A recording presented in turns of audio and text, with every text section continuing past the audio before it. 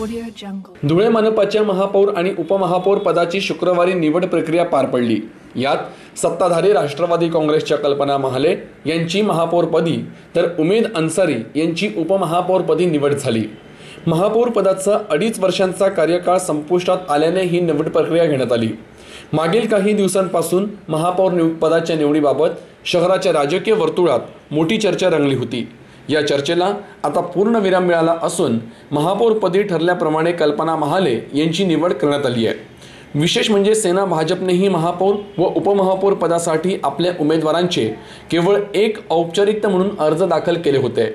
महानगरपालिकेत राष्ट्रवादीची एक हाती सत्ता असल्याने त्यांचाच महापौर तसेच उपमहापौर राहतील हे निश्चित होते। सेनेतर्फे महापौर पदासाठी ज्योत्स्ना पाटील तर भाजपातर्फे उपमहापौर पदासाठी वालीबेन मंडोरे यांनी आपले उमेदवारी अर्ज दाखल केले होते। निवड झाल्यानंतर नवनियुक्त महापौर तसेच उपमहापौर यांची ढोल ताशांच्या गजरात जंगी मिरवणूक काढण्यात आली। या मिरवणुकीत शहराचे माजी आमदार राजवर्धन कदम बांडे, राष्ट्रवादीचे जिल्हाध्यक्ष संदीप बेडसे, मनोज मोरे यांची प्रमुख उपस्थिती होती।